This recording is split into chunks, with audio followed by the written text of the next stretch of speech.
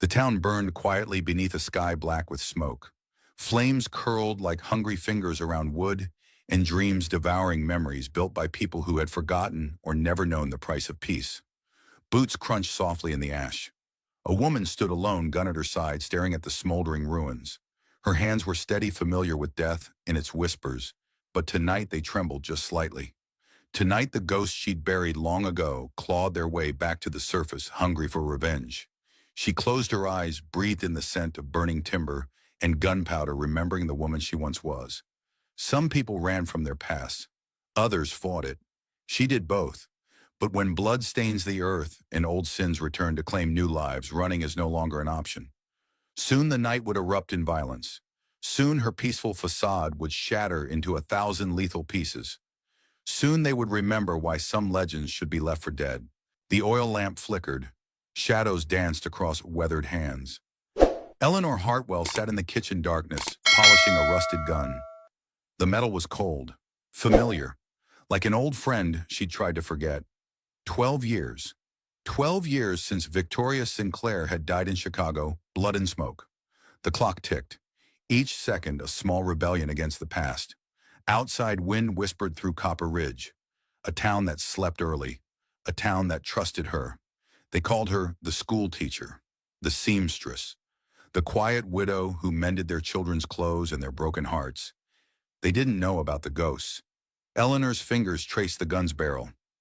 Muscle memory. Her thumb found the safety without looking. Click, off, click, on. The sound of hoofbeats echoed from the valley road. Her hand stilled. 4 horses, riding hard. Too late for honest travelers. Eleanor rose slowly. She moved to the window, staying in shadow. Through the lace curtains, she watched 4 silhouettes approach. Their horses snorted steam in the cold air.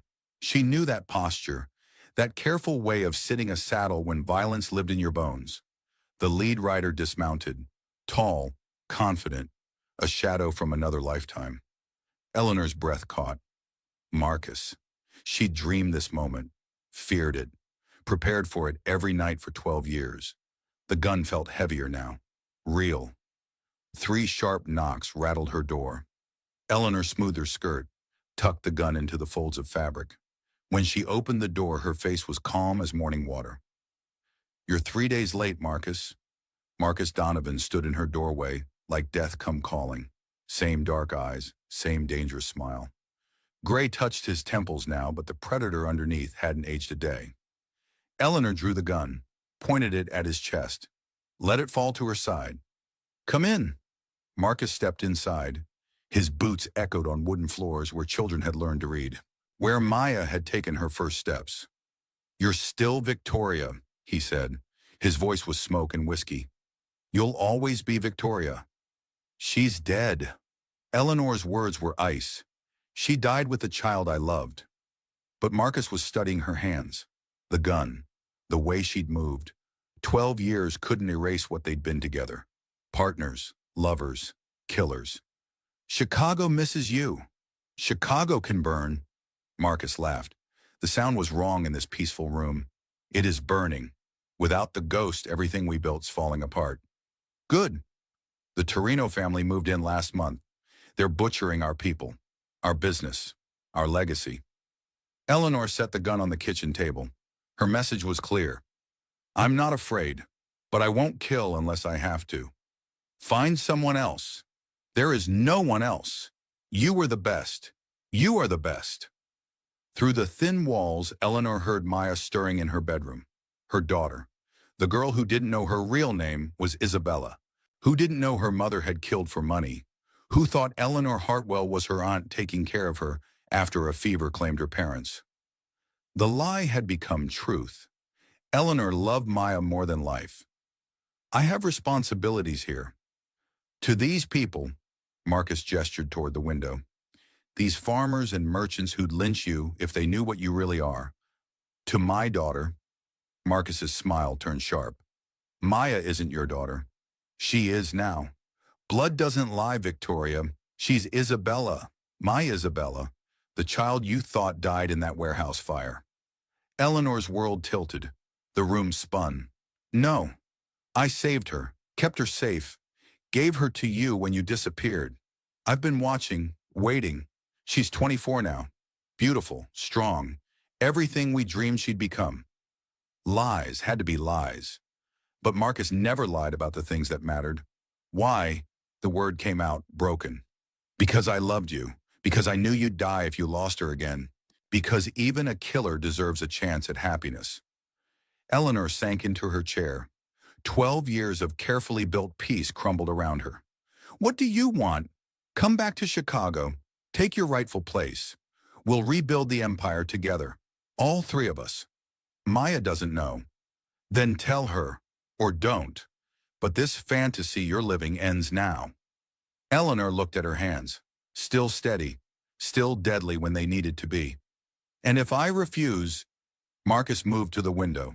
Pointed toward the sleeping town. Copper Ridge is pretty at night. Be a shame if something happened to it. The threat hung in the air like smoke. You wouldn't. I would. Thomas would.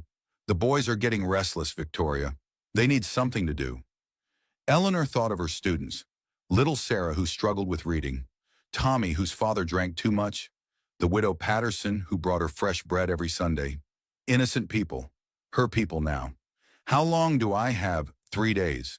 We'll wait at the old mining camp outside town. After that, Marcus shrugged. Well, you know Thomas. Subtlety was never his strength. He moved toward the door. Stopped. Turned back. You were magnificent once. Fire and shadow and death itself. I miss that woman. That woman was a monster. That woman was alive. After he left, Eleanor sat in darkness. The oil lamp had burned out. The gun lay cold on the table. From the bedroom came Maya's sleepy voice. Mama's everything all right, Mama? Not Aunt Eleanor. Maya had stopped using Aunt years ago.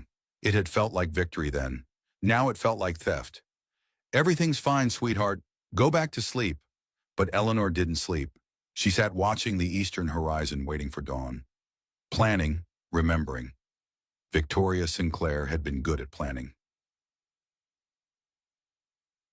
Morning came too soon. Eleanor made breakfast with shaking hands. Maya appeared in the kitchen doorway, dark hair catching sunlight. Beautiful, deadly without knowing it. Eleanor had taught her to fight to shoot, to think 3 moves ahead, all disguised as games, as lessons in self-reliance. You look tired, Maya said. She poured coffee, added sugar the way Eleanor liked it. Thoughtful, kind. Everything Victoria Sinclair had never been. Couldn't sleep. The strangers... Maya had always been observant. Eleanor had made sure of that. Survival depended on seeing what others missed. You saw them, heard them. 4 horses. They stayed an hour. The leader knew you. Eleanor met her daughter's eyes. Dark eyes. Intelligent eyes. Marcus's eyes. Old business. What kind of business? The question Eleanor had dreaded for 12 years. The kind that's better left buried. Maya set down her coffee cup. The sound was sharp in the quiet kitchen. I'm not a child anymore. You're my child, that's enough. But Maya's expression had changed. Harder now. Eleanor recognized that look. She'd seen it in mirrors once upon a time. Are we in danger? Truth or lies, Eleanor chose something between. Maybe. I don't know yet. Then we leave. It's not that simple. It never is. Maya moved to the window, studied the town below. But we've left places before. When I was little, I remember. Eleanor remembered too, the first few years after Chicago. Running, hiding, never staying anywhere long enough to call it home. Until Copper Ridge, until peace. This is different. How? Because I won't run anymore. Because these people trust me. Because I'm tired of being afraid. Because I'm tired. Maya turned from the window. Her smile was sad and knowing. Then we fight. The schoolhouse felt different that morning. Eleanor taught arithmetic and reading to 12 children, but her mind was elsewhere. Planning, calculating, remembering skills she'd spent 12 years trying to forget. During lunch, she pulled Sheriff Stone aside. Robert Stone was 52. Honest, decent, exactly the kind of man Victoria Sinclair would have destroyed without a second thought. We need to talk. Stone studied her face. He'd been sheriff for 8 years, long enough to read people, long enough to know when trouble was coming. What kind of talk? The kind that might change how you see me. They walked to his office. Stone poured whiskey, offered Eleanor a glass. She declined. She needed her head clear. There are men in town, dangerous men. They want something from me. What kind of something? Eleanor chose her words carefully. I wasn't always a school teacher. Stone waited, patient. He'd learned that silence made people tell the truth. I used to be someone else, someone bad. I came here to escape that life, to build something better. How bad? The kind of bad that gets people killed. Stone sipped his whiskey, considered. You planning to hurt anyone in my town? No, I'm planning to protect them. Good enough for me. Eleanor blinked. Just like that. Lady, you've been here 12 years. You've taught my kids, helped my wife when she was sick, fixed more problems than you've caused. I don't care what you did before. I care what you do now. Relief flooded through her. She wasn't alone. These men won't go away quietly. Then we'll make them go away loudly. Stone opened his gun cabinet, pulled out rifles, ammunition, started loading. How many you're for? What kind of for? The kind that kill for money. Stone nodded grimly. Then we'd better be ready. That evening, Eleanor found Maya in their workshop. The girl was sewing by lamplight, her needle moving in quick, precise strokes. Another skill Eleanor had taught her. Patience, precision, the ability to work in darkness. All useful skills for a seamstress. All useful skills for other things. Maya, I know what you're going to say. Do you? Maya set down her sewing, looked at her mother with eyes too old for 24. You're going to tell me to leave town, to go visit Aunt Sarah in Sacramento, to stay safe while you handle this alone. Eleanor sat down across from her. Smart girl. Stubborn woman. They looked at each other. 2 generations of strength, 2 different kinds of survival. I won't leave you, Maya said. Whatever's coming, we face it together. These aren't ordinary men, Maya. They're killers. So are we. The words hung in the air like a confession. Eleanor had never told Maya about their training sessions, never explained why she'd taught her to fight with knives, to shoot moving targets, to think like a predator. But Maya had always known. I don't want this life for you. It's not about what you want. It's about what is. Maya reached under her sewing table, pulled out a knife, small, sharp, perfectly balanced. I've known for years the way you watch corners, the way you move, the way you taught me to disappear in crowds. Maya's smile was gentle, sad. I love you anyway. Eleanor felt tears threaten, pushed them back. Victoria Sinclair had never cried, but Eleanor Hartwell could. Your real name is Isabella. Maya nodded. I figured that out too. Isabella Sinclair, your daughter, not your niece. How long have you known? Since I was 16, I found papers, old photographs, put the pieces together. Why didn't you say anything? Because you weren't ready, because you needed to be Eleanor Hartwell, because I needed a mother more than I needed the truth. They sat in silence. The lamp flickered between them. Are you angry? At you, no. At them, for making you run, for making you afraid? Yes. Maya stood, moved to a chest in the corner, pulled out clothes Eleanor had never seen before. Dark pants, a fitted jacket, boots meant for running. I've been preparing too. Maya, tomorrow night they'll come. You know they will. Waiting 3 days is for show. Men like that don't wait. Eleanor knew Maya was right. Marcus had always been impatient. And Thomas enjoyed the anticipation almost as much as the violence. What do you want to do? Teach them that Eleanor Hartwell might forgive, but Isabella Sinclair doesn't forget. They spent the evening preparing. Eleanor retrieved weapons she'd hidden throughout the house. A rifle behind the kitchen stove, pistols in false bottoms of drawers, ammunition wrapped in oilcloth beneath loose floorboards. Maya watched without surprise. Where did you learn to hide things so well? Chicago. Tell me about it. Eleanor cleaned a shotgun while she talked. Simple motions, familiar, like meditation. I was 17 when I killed my first man. He was trying to rape a girl in an alley. I shot him with his own gun. Maya listened without judgment. After that, it got easier. The killing, the money, the power. I told myself I was cleaning up the streets, taking out bad men, but really I was just good at it. What changed? You. Eleanor set down the shotgun, met her daughter's eyes. I was pregnant. Marcus and I were partners by then, lovers. We'd built an empire on blood and fear. When I found out about you, I wanted out. Wanted something clean. But you stayed. For 3 years, until you were born. Until that night when everything went wrong. Eleanor's voice grew quiet. The memory still hurt. There was a job. A warehouse full of Torino soldiers. It was supposed to be simple, in and out. But they were waiting.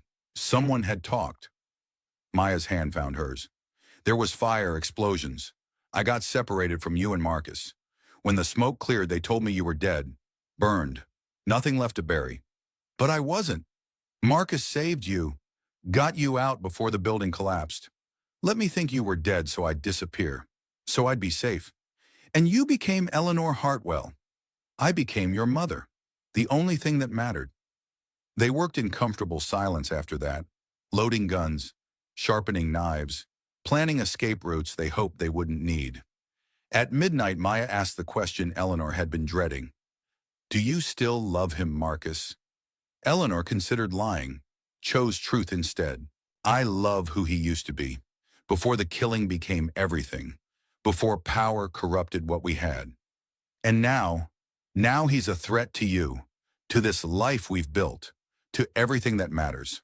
Maya nodded. Understanding. Eleanor had taught her well. Love was weakness, unless it made you stronger. What if he doesn't give us a choice? Eleanor picked up her old gun, the one with IS carved in the handle. Isabella Sinclair, a reminder of who she'd been. Then we remind Chicago why they called me the ghost. The next morning brought news that changed everything. Sheriff Stone arrived at dawn, his face grim. They hit the bank, he said without preamble. Last night. Cleaned out the safe. Killed the night watchman. Eleanor felt ice form in her chest. Anyone else hurt? 3 customers who tried to stop them. And, Stone's voice broke. They burned the Hendersons' house. The whole family. Maya gasped. The Hendersons had 5 children. Eleanor had taught them all. Survivors. The 2 oldest boys. They were in the barn. Everyone else. Eleanor closed her eyes. Saw little Emma Henderson raising her hand in class. Saw Mrs. Henderson bringing cookies to school fundraisers. Innocent people. Dead because of her past. This is my fault. This is their fault, Stone corrected. Question is, what do we do about it? Eleanor opened her eyes. The decision was made. We end it. How? The same way it should have ended 12 years ago. Eleanor moved to her bedroom. Pulled out a black coat she hadn't worn since Chicago. Leather holsters, the tools of Victoria Sinclair. When she emerged, Maya was waiting, dressed in dark clothes, armed, ready. You can't stop me, Maya said before Eleanor could speak. I know. They killed children. I know. Then let's go hunting. Eleanor strapped on her gun belt, felt the weight of her old life settling around her shoulders like a familiar coat. There are rules, she said. My rules. We don't kill unless we have to. We save who we can, and when it's over, we disappear. Where? Somewhere they'll never find us. Somewhere we can be mother and daughter without ghosts. Maya smiled. For the first time in days, it reached her eyes. I'd like that. They left Copper Ridge as the sun touched the mountains. Behind them, smoke still rose from the ruins of the Henderson house. Ahead lay the mining camp where Marcus waited.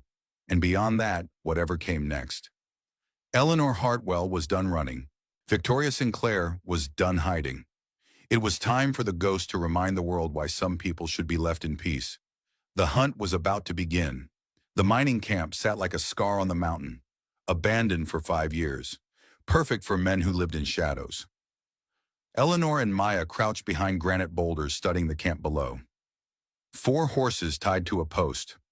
Smoke rising from the main building. The casual confidence of predators in their den. Count them, Eleanor whispered. Maya's eyes moved systematically. Marcus by the fire, Thomas cleaning weapons, two others playing cards. Billy Creek and Jake Morrison. They're young, dangerous because they think they're immortal. What's the plan? Eleanor studied the terrain. 3 buildings, open ground between them. High walls of rock on 2 sides. Only one way in or out. A trap. But we wait.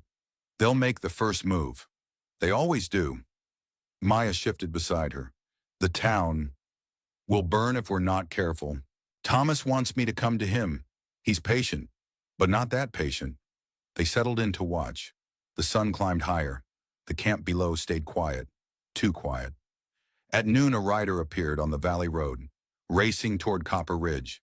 Eleanor recognized the horse, Stone's deputy. They're sending a message, she murmured. Maya tensed. What kind of message? The answer came an hour later. Black smoke rising from the town. Not one building, several. Eleanor's blood turned to ice. They split up. Below in the camp, Thomas emerged from the main building. Even at this distance, Eleanor could see his smile. The bastard was enjoying this. How many stayed in town? Maya asked. Enough. Eleanor closed her eyes, calculated. 4 men in the camp. At least 2 others causing chaos in Copper Ridge. Maybe more. We're outnumbered. We always were. Maya pulled out her knife, tested the edge with her thumb. A drop of blood beaded on the blade. Then we even the odds. Unshiri. Punanomam. They moved like shadows down the mountainside. Eleanor felt muscle memory kicking in. The way her feet found silent purchase on loose rock. The way her breathing slowed. Controlled. Victoria Sinclair had been very good at this. They reached the camp's edge as the sun touched the western peaks. Golden light slanted through the buildings. Perfect cover. Eleanor pointed to the left. Maya nodded. They'd planned this approach during their long watch. 2 directions, 2 targets. Billy Creek was the weak link. Young, cocky, standing guard but watching the sunset instead of the shadows. Eleanor moved behind him like death itself. Her arm circled his throat. Squeeze and twist. He dropped without a sound. Maya took Jake Morrison while he relieved himself behind the buildings. A knife between the ribs. Quick, clean, merciful. 2 down. Eleanor dragged Billy's body into the shadows. Found rope. Tied him up. He'd live. Probably. Victoria Sinclair would have killed him. Eleanor Hartwell still had rules. They regrouped at the main building. Through a cracked window, Eleanor could see Marcus and Thomas, drinking, laughing, celebrating their victory. Can you hear them? Maya whispered. Eleanor pressed her ear to the wall. Thomas was talking. Burned half the commercial district. The sheriff's holed up in his office with maybe 6 men. The rest are fighting fires. Marcus's voice. And the schoolhouse. Ash. Eleanor's heart clenched. Her classroom. Her books. The place where she'd taught children to read and dream. Gone. What about the seamstress shop? That too, along with the doctor's office and the general store? Maya's face went white. Their home. Their workshop. 12 years of careful, quiet life. Destroyed. The people, Marcus asked. Most got out. A few didn't. Eleanor closed her eyes. More innocent blood on her hands. She'll come now, Thomas continued. She has to. Nowhere left to run. No home to protect. You don't know Victoria. She doesn't run toward fights. She ends them. Through the window, Eleanor saw Thomas check his weapons. 6 guns, 2 knives. A man who planned for war. Let her come. I've been waiting 12 years for this dance. Eleanor pulled back from the window. Maya was watching her with concern. You're thinking like Victoria again. Good, we'll need her. Just don't lose yourself completely. I need my mother to come home. Eleanor touched Maya's face, gentle, a promise. I'll always come home to you. They moved to the next building. Empty. But Eleanor found something interesting. Dynamite, fuses, mining equipment left behind. Thomas likes fire, she murmured. Let's give him some. Maya smiled. It wasn't a nice smile. How much? Enough to make a point. They rigged charges in the support beams. Eleanor's hands remembered this work. Demolition had been one of Victoria's specialties. 10 minutes, she told Maya. Then this whole building comes down. What about the others? We get them out first, then we have a conversation. They circled back to the main building. Eleanor had a plan now. Risky, probably stupid, definitely something Victoria Sinclair would do. She walked to the front door, knocked 3 times. The talking inside stopped. Come in, Victoria, we've been expecting you. Eleanor pushed open the door, stepped into firelight and shadow. Marcus and Thomas sat at a wooden table. 2 chairs waited across from them. They'd been planning this scene. Where's Maya? Marcus asked. Safe. Bullshit. She's here. I can smell her fear. Eleanor sat down across from them, kept her hands visible, peaceful. You burned my town. We got your attention, Thomas said. His smile was sharp as broken glass. Amazing what a little fire will do. You killed children. Casualties of war. Eleanor's hand moved toward her gun. Stopped. This isn't war. This is stupidity. Marcus leaned forward. His eyes were the same. Dark, magnetic. The eyes she'd once loved. Come home, Victoria. End this. The town stops burning. Your daughter stays safe. We rebuild what we lost. And if I refuse, Thomas answered, Copper Ridge becomes a memory. Every man, woman, and child. We're very thorough. Eleanor believed him. Thomas had always been thorough. You have 1 minute to decide, Thomas continued. He pulled out a pocket watch. Gold. Expensive. Probably stolen. Then my boys in town start shooting anything that moves. Eleanor studied the watch. Timing. Everything came down to timing. 50 seconds. Maya appeared in the doorway behind them, silent as death, knife in her hand. Thomas spun, fast, but not fast enough. Maya's blade found his shoulder. He screamed, dropped the watch. Eleanor drew her gun, pointed it at Marcus. Call off your dogs. Marcus looked at Thomas bleeding on the floor, at Maya standing over him like an avenging angel, at Eleanor with murder in her eyes. He raised his hands. Stand down, he shouted toward the walls, hoping his voice would carry. All units stand down. There's no one to hear you, Eleanor said quietly. Your boys in the buildings are down. Your boys in town are on their own. Understanding dawned in Marcus's eyes. You magnificent bitch. You forgot something, Marcus. I don't just end fights. I win them. The building shook. Dust rained from the ceiling. Eleanor had miscounted. 8 minutes, not 10. Move, she yelled. They ran. All of them. Even Thomas, bleeding and cursing. The explosion lit up the mountain like sunrise. Wood and stone flew in every direction. The sound echoed off canyon walls like thunder. When the dust cleared, one building was gone. The others stood but barely. Thomas was on his knees holding his wounded shoulder. Maya stood over him, knife ready. Marcus was looking at Eleanor with something like admiration. Just like old times. No, nothing like old times. Eleanor kept her gun trained on him. This ends here. Tonight. You go back to Chicago. You leave Copper Ridge alone. You forget we exist. Can't do that, love. Too much history between us. Then we'll make new history. Maya pressed her knife to Thomas's throat. Call them off. All of them. Now. Thomas laughed. Blood frothed at his lips. You think this is over? This is just the beginning. He reached for something in his coat, a flare gun. Eleanor shot him. The bullet took him in the chest. He fell backward, the flare gun spinning away into darkness. Maya stared at the body, her first kill. Her face was pale but steady. I'm sorry you had to see that, Eleanor said. I'm not. He deserved it.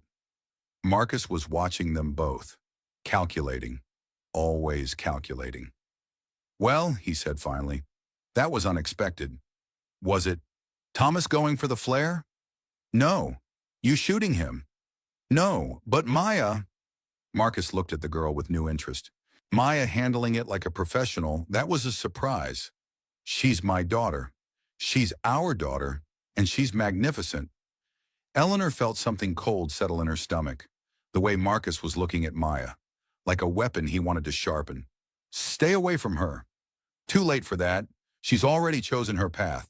Look at her hands, steady as stone. Look at her eyes, cold as winter. That's not school teacher's blood. That's killer's blood. Maya wiped her knife clean, sheathed it. I'm nothing like you, she said to Marcus. You're exactly like me, like her, like all of us.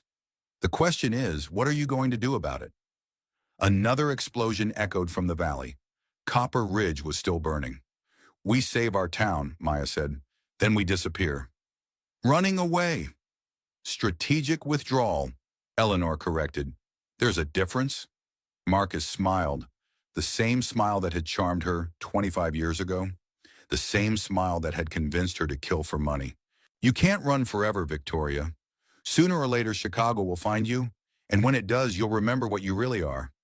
I know what I am, a mother. You're a killer, the best I ever trained, and deep down you love it. Eleanor looked at the burning town below, at Thomas's body cooling in the dirt, at Maya standing strong beside her. Maybe Marcus was right. Maybe she did love it, but that didn't matter now. Billy and Jake, tied up, they'll live. Then we're done here. Eleanor started walking toward the horses. Maya fell into step beside her. What about me? Marcus called after them. Eleanor didn't turn around. What about you? You're just going to leave me here. You've got legs, walk. They took Marcus's horse, the best of the four. Eleanor swung into the saddle. Maya climbed up behind her. This isn't over, Marcus shouted. Eleanor finally turned, looked at the man she'd once loved, the man who'd saved her daughter, the man who'd burned her town. Yes, it is. They rode toward Copper Ridge. Behind them, Marcus stood alone among the ruins, watching them disappear into darkness. The cat and mouse game was over.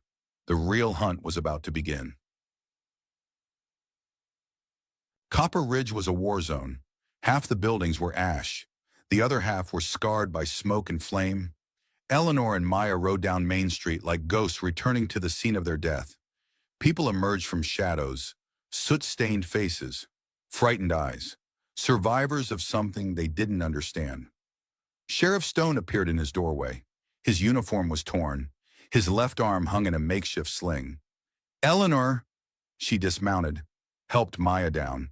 How bad? 6 dead, 12 wounded. Could have been worse. The children, safe, most of them. We got them to the church before the worst of it. Eleanor felt something loosen in her chest. Not all of them, but most. The attackers, 2 men, professional. They hit fast and hard, burned everything they could reach, then disappeared when the explosion started up the mountain. Stone studied Eleanor's face, saw something new there, something harder. You find who you were looking for. I found them. Aranoi, one's dead. One's walking home. The other 2 will think twice before coming back. Stone nodded. He'd seen that look before, in soldiers coming back from war. What now? Eleanor looked around at the destruction, her town, her people, her responsibility. Now we rebuild. Just like that. Just like that. Maya stepped forward. Sheriff, what do you need? Supplies, medicine, manpower. Stone smiled for the first time that night. Everything, but mostly hope. We can manage that. Eleanor felt a strange warmth spread through her chest. Pride. Maya was handling this like a leader, like someone who cared about more than just survival, like someone who'd chosen to be better than her bloodline. There's something else, Stone said. His voice was careful, worried. The survivors. They're asking questions about you, about why this happened. Eleanor had expected this. People wanted someone to blame, someone to explain why their peaceful town had become a battleground. What kind of questions? The kind that start with, who is Eleanor Hartwell really, and end with, maybe she should leave. Maya stepped closer to her mother, protective, ready to fight. Let them ask. Maya, no, let them ask. Then we'll tell them the truth, all of it. Eleanor stared at her daughter. That's not a good idea. Why? Because they'll hate us, because they'll be afraid. Yes. Then we'll prove them wrong, every day, for as long as it takes. Stone was watching this exchange with interest. What truth? Eleanor looked at her hands, still steady, still deadly. The truth that Eleanor Hartwell used to be someone else, someone dangerous. and that dangerous someone brought death to Copper Ridge. And that Eleanor Hartwell will spend the rest of her life making sure it never happens again. Stone considered this, weighed against 12 years of seeing Eleanor teach children and mend clothes and help neighbors. Good enough for me. Just like that. Lady, you could have run, should have run. Instead, you stayed and fought for us. That tells me everything I need to know about who you are now. Eleanor felt tears threaten again. Pushed them back. Thank you. Don't thank me yet. Convince the others. Stone was right. A crowd was gathering. People emerging from hiding places. Faces Eleanor knew, had taught, had helped. Their expressions were complex. Gratitude mixed with suspicion. Relief mixed with fear.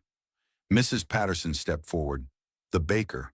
The woman who brought Eleanor bread every Sunday. Is it true what they're saying, that this happened because of you? Eleanor met her eyes. Chose honesty. Yes. A murmur went through the crowd. Angry, frightened. Then you should leave, someone called out, before more people die. No. The voice was Maya's. Strong, clear, unafraid. You don't get to decide that. She's done nothing but help this town for 12 years. She's taught your children, helped your families, protected you when you needed it most. She brought killers here, Mrs. Patterson said. Her voice was sad, disappointed. She stopped them, Maya replied. Tonight, at great personal cost. Look around you. Yes, buildings burned, but how many of you are still alive because she stood between you and men who would have killed everyone? The crowd was listening, considering. Eleanor found her voice. I won't lie to you. I was someone else once, someone who did terrible things. But I'm not that person anymore. I'm Eleanor Hartwell. I'm a teacher, a seamstress, a member of this community. And if they come back, asked Dr. Morrison, his clinic was ash now, if more people like them come looking for you, Eleanor looked at Maya, at Stone, at the faces of people she'd grown to love. Then we'll be ready. We, all of us, together. This is my home now. These are my people. I won't run anymore. Old man Henderson stepped forward. His son's family was dead, burned alive because of Eleanor's past. The crowd held its breath. Henderson looked at Eleanor for a long moment. His eyes were red with grief, hollow with loss. My boy is dead because of you. Yes. His wife, his children, all gone. Eleanor didn't flinch, didn't offer excuses. Yes. Henderson's hand moved to his gun. Stone tensed. Maya shifted ready to fight, but Henderson just stood there, studying Eleanor's face. You sorry? More than you know. Sorry enough to make it right. If I can, however I can. Henderson nodded slowly, turned to address the crowd. This woman taught my grandchildren to read, helped deliver my grandson when the doctor couldn't get there in time, sat with my wife when she was dying. His voice broke, steadied. Evil men killed my family, not her. She's got blood on her hands, sure, but it's not Henderson blood. He faced Eleanor again. You stay. You help us rebuild. You make sure this never happens again. I will. Good. Because if you run, if you leave us to clean up your mess, I'll hunt you down myself. Eleanor believed him. Henderson was a good man, a hard man when he needed to be. I understand. The crowd began to disperse. Some looked satisfied, others remained suspicious. But the immediate crisis was over. Eleanor would stay. Copper Ridge would rebuild. The ghosts of the past were gone, or so she hoped. They worked through the night, salvaging what could be saved, clearing debris, making lists of what needed to be replaced. Eleanor and Maya worked side by side with their neighbors. No one spoke about the violence, about the blood, about the truth that had finally come to light. There would be time for that later. Near dawn, Sheriff Stone found Eleanor sitting alone on the steps of what used to be the schoolhouse. Thinking, planning, care to share. Eleanor looked at the sunrise, golden light touching the mountains. Beautiful, peaceful. They'll be back. Marcus, or others like him. Word will spread. Victoria Sinclair is alive. In Copper Ridge, protecting innocent people. That's bad. For people like Marcus, it's irresistible. A challenge. A chance to prove they're better than the ghost. Stone sat down beside her, groaned as his wounded arm protested. So what do? We get ready, train the townspeople, build defenses, turn Copper Ridge into something harder to crack than a mining camp. You know how to do that, Eleanor smiled. For the first time in days, it felt genuine. Sheriff, I know how to do a lot of things. Maya appeared in the doorway behind them, tired but unbroken. The inventory's done. We lost about 60% of the commercial district, but the residential areas are mostly intact. Casualties. Final count is 8 dead, 15 wounded, 3 missing, probably fled during the fighting. Eleanor closed her eyes. 8 dead, because of her past, because she'd thought she could escape what she'd been. Their families, taken care of, the communities rallying, food, shelter, support. Good people, Stone observed. Resilient people. They deserve better than this. They deserve protection, Maya corrected, and that's what we're going to give them. Eleanor looked at her daughter, 24 years old, beautiful, strong, deadly when she needed to be. Everything Eleanor had wanted her to become, and everything she'd hoped she'd never have to be. Are you ready for this? Really ready? Because once we start down this path, there's no going back. Maya sat down on the other side of Stone, 3 guardians watching the sunrise. I've been ready my whole life. You made sure of that. I tried to give you choices. You did. And I'm choosing this. Choosing us. Choosing them. Maya gestured toward the town. This is home. These are our people. And we protect what's ours. Eleanor felt something settle in her chest. Peace. Purpose. The knowledge that she was no longer alone. Victoria Sinclair had been a killer. Eleanor Hartwell was a protector. Maybe there wasn't so much difference after all. Then we'd better get to work, she said. There's a lot to do before they come back. When will that be? Stone asked.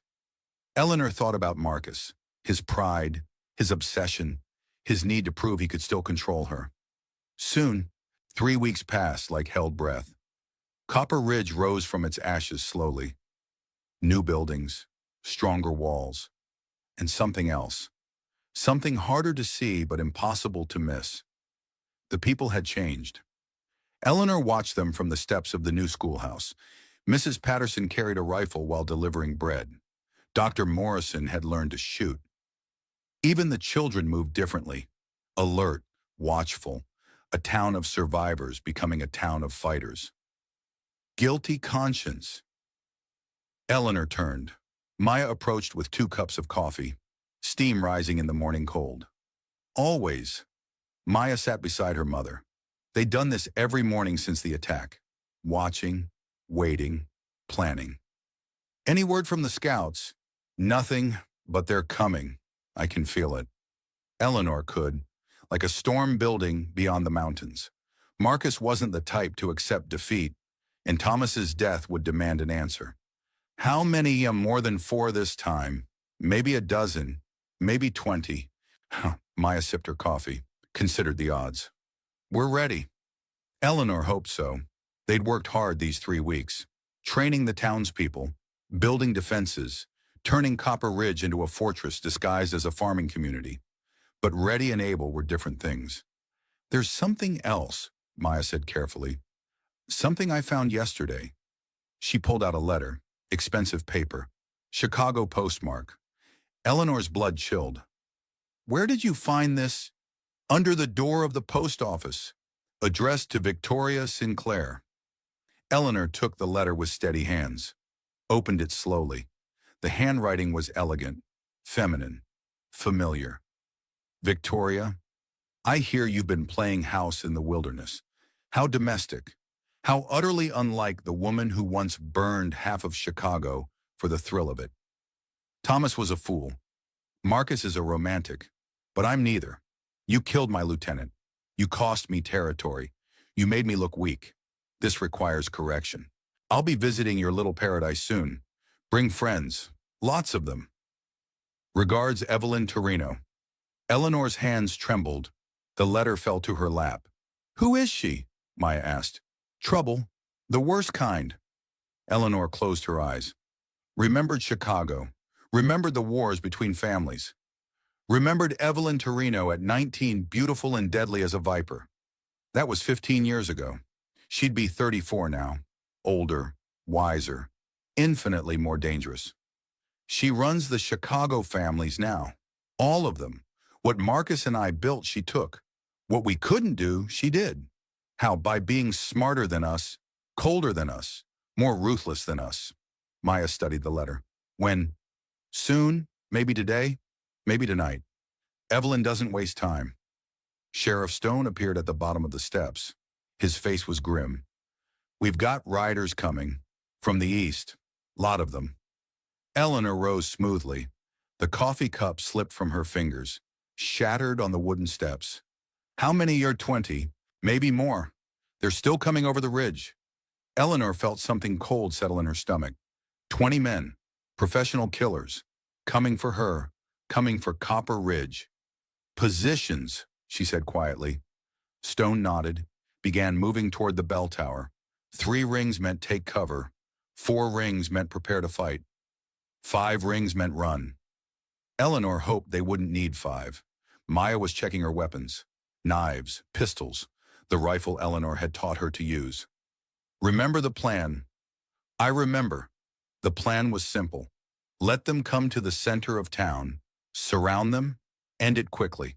The plan was also probably suicide, but it was their plan, their choice, their town to defend. The church bell rang 3 times, then 4. Copper Ridge held its breath. They came like a black tide across the valley floor. 22 riders, professional, organized, led by a woman in dark riding clothes who sat her horse like a queen. Evelyn Torino had arrived. Eleanor watched from behind the blacksmith shop. Maya was positioned across the street. Stone and his deputies held the bank. The townspeople were scattered in buildings throughout the main street, a gauntlet disguised as a welcome committee. The riders stopped in the town square. Evelyn dismounted gracefully, removed her riding gloves with deliberate care. She was still beautiful. Dark hair, pale skin, eyes like winter storms. She was also still deadly. Eleanor could see it in the way she moved. Controlled, efficient. Every gesture calculated for maximum effect. "Victoria Sinclair." Evelyn's voice carried clearly in the morning air. "I know you're here. Stop hiding behind these farmers and face me." Eleanor stepped out of cover, walked slowly toward the square. Her hands were empty but ready. "Hello, Evelyn." "Victoria, you look domestic. How disappointing." Evelyn's men spread out in a loose circle, covering exits, watching windows. Professional. "What do you want?" "Justice for Thomas, for the territory you cost me, for the insult of your continued existence." Eleanor stopped 20 feet away, close enough to talk, far enough to move if shooting started. "Thomas chose his path. So did Marcus. And now you'll choose yours." Evelyn smiled. Cold, beautiful, terrible. "Submit to Chicago justice. Come back with me. Face judgment for your crimes. And if I refuse, then everyone in this pathetic little town dies. Slowly. Publicly. As an example." Eleanor looked around at the buildings, at windows where she knew rifles waited, at the people who'd chosen to stand with her despite the cost. That would be a mistake. Evelyn laughed. The sound was like breaking glass. Would it 22 professional killers against what, a handful of farmers, a broken-down sheriff, a school teacher with delusions of competence? "You're forgetting something." "What's that?" Eleanor smiled. The expression was sharp as winter. "You're in my town now." The shooting started. Maya's first shot took out the rider closest to the church. Clean. Professional. The man toppled from his saddle without a sound. Sheriff Stone's rifle barked from the bank window. Another rider down. Evelyn's men scattered seeking cover. But there wasn't much to find. Eleanor had planned this carefully. The square was a killing field. "Take them alive if possible," Evelyn shouted. "Dead if necessary." Eleanor drew her guns, both of them. The familiar weight felt like coming home. A rider charged her position. Eleanor stepped aside, put 2 bullets in his chest. He crashed into a water trough in an explosion of splinters and spray. Across the street, Maya was moving like liquid death. Knife in one hand, pistol in the other. She'd killed 2 men already, was working on a third. This wasn't the girl who'd mended clothes 3 weeks ago. This was Isabella Sinclair, finally awake.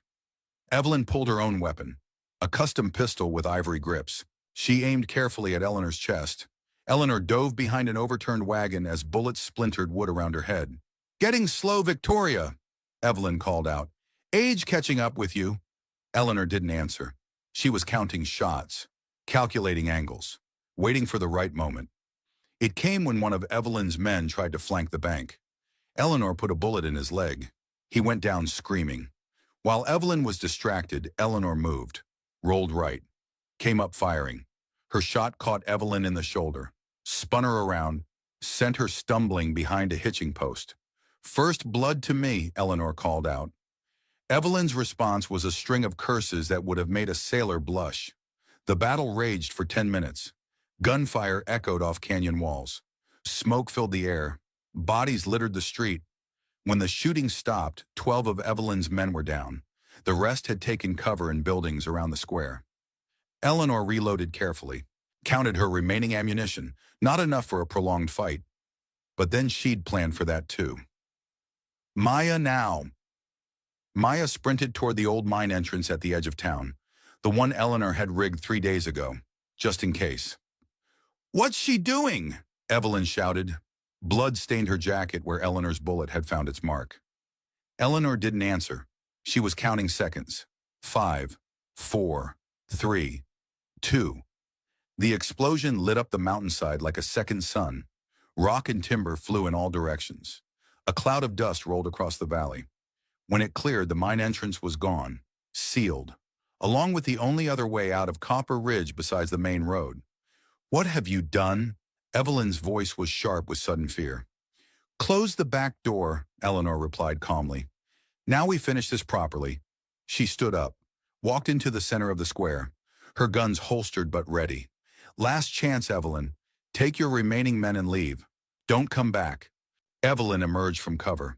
Her shoulder was bleeding badly, but her gun was steady. "I don't think so. This ends with your death, and the death of everyone who helped you."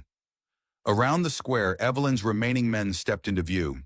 10 of them, all armed, all pointed at Eleanor. Eleanor didn't flinch. "Maya." "Here, Mama." Maya appeared beside her, bloodied but unbroken. Her knife gleamed in the afternoon sun. "Sheriff, present and accounted for." Stone emerged from the bank. His deputies flanked him, all armed, all ready. "Mrs. Patterson."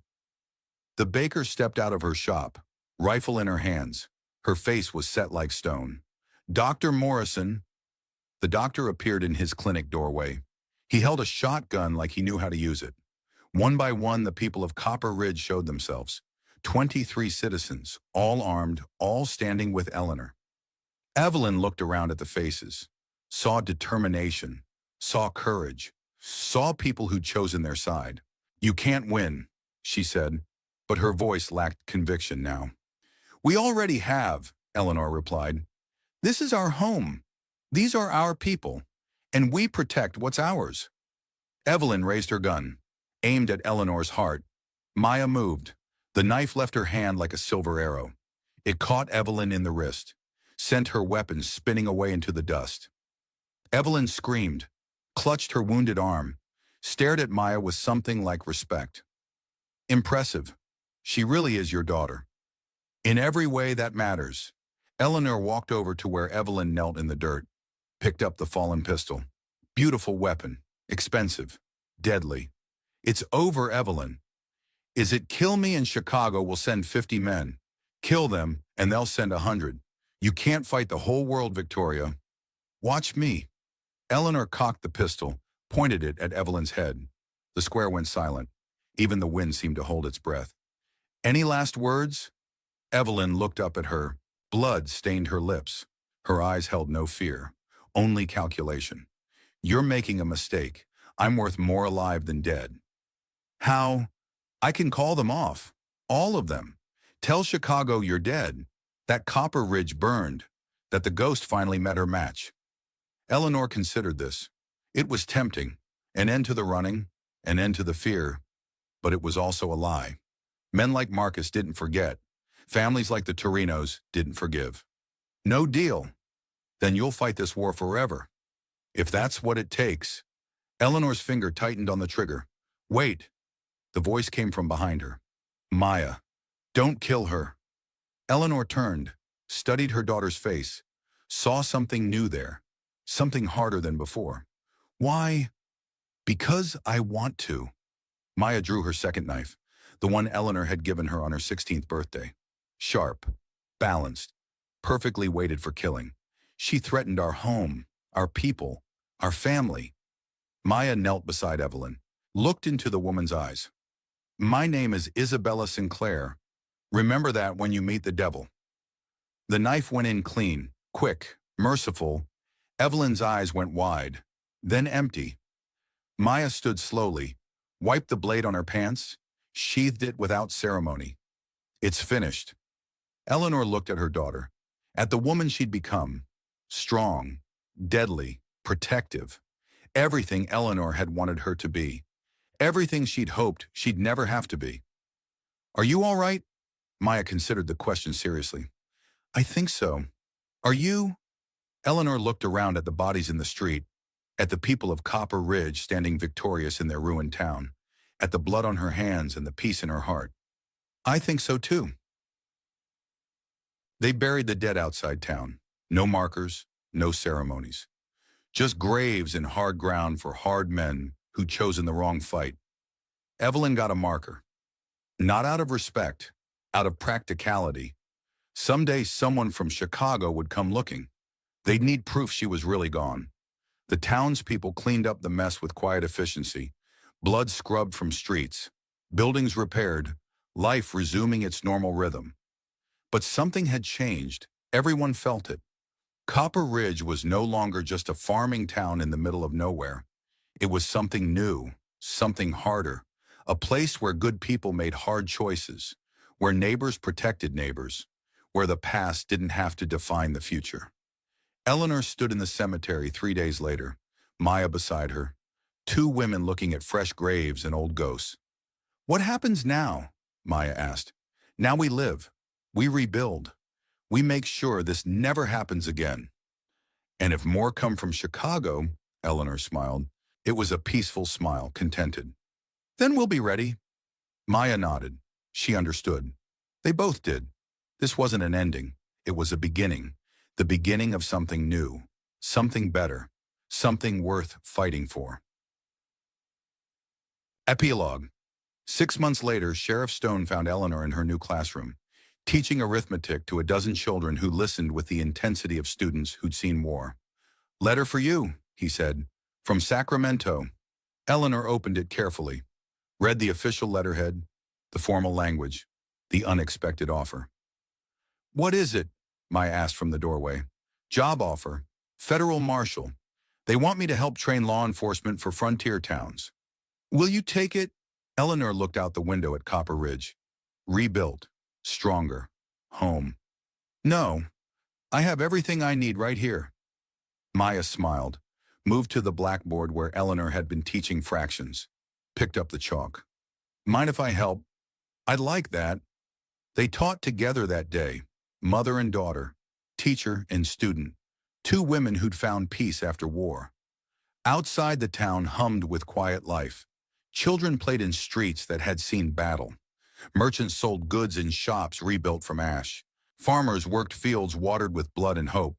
And in the distance, barely visible on the horizon, a single rider watched through a spyglass, took careful notes, then turned his horse toward the east, toward Chicago. The message he carried was simple. Victoria Sinclair is dead. The town of Copper Ridge burned to the ground. No survivors. It wasn't true. But truth was sometimes less important than peace. Eleanor Hartwell closed her classroom door for the day, walked home with her daughter, made dinner in a kitchen that smelled of bread and safety. The ghost of Chicago was truly dead now. Only the woman remained, only the mother. Only the teacher who'd learned that sometimes the best way to escape the past was to build a better future. In the distance, storm clouds gathered over the mountains. But in Copper Ridge, the sun was shining, and that was enough.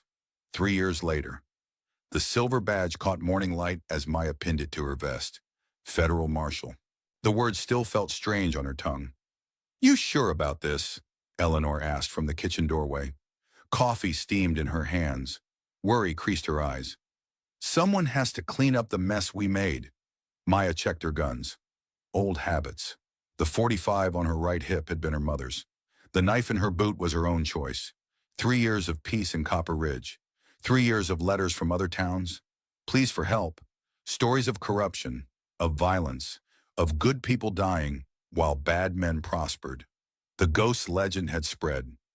Every frontier settlement wanted their own Eleanor Hartwell, their own protector. They couldn't have Eleanor, but they could have her daughter. "The railroad job in Silver Creek should be simple," Maya said. 2 weeks, maybe 3. Eleanor's laugh was dry as desert wind. "Nothing's ever simple for women like us." Through the window, they watched the morning stage approach. Dust cloud on the horizon, right on time. Maya kissed her mother's cheek. Tasted salt. Tears Eleanor wouldn't shed. "I'll be careful. Promise me." "I promise." But promises were easier to make than keep. Maya knew that now, had learned it in Blood and Gunpowder 3 years ago. The stage driver tipped his hat. Marshal Sinclair, ready to ride. Maya climbed aboard, looked back at Copper Ridge, at the school where children learned arithmetic and self-defense, at the church where they buried enemies and blessed friends, at the home she'd helped build from ashes, at the mother who'd taught her that sometimes love meant letting go. The stage lurched forward. Eleanor's figure grew smaller in the window. Maya opened the case file. Silver Creek, Colorado. Population 847. Problem: mysterious deaths among railroad workers. Local sheriff found dead in his office. No suspects, no leads, just fear. Maya smiled grimly. Fear, she understood. Fear was useful. It was also dangerous when it lived in the wrong hearts. The stage rounded a bend. Copper Ridge disappeared behind mountains and memory. Ahead lay Silver Creek, and whatever waited there. Maya touched the badge on her chest, felt its weight, its responsibility. Time to find out if Isabella Sinclair was ready for the world beyond Copper Ridge. Time to discover if the daughter could be half the legend her mother was. The wheels turned, the miles passed, and somewhere in the distance, in a mining camp that reeked of greed and blood, a man in expensive clothes read a telegram with very great interest. Marshal Maya Sinclair. En route, stop, daughter of the ghost. Stop, proceed as planned. Stop, he smiled. Set fire to the message. Watched it burn. Gentlemen, he said to the shadows around him, the game begins again. The ashes scattered on desert wind, like promises, like prayers, like the dreams of the dead. To be continued. Will Maya survive her first case as a federal marshal? What secrets lie buried in Silver Creek's silver mines? And who is the mysterious figure pulling strings from the shadows? The legend of Copper Ridge continues.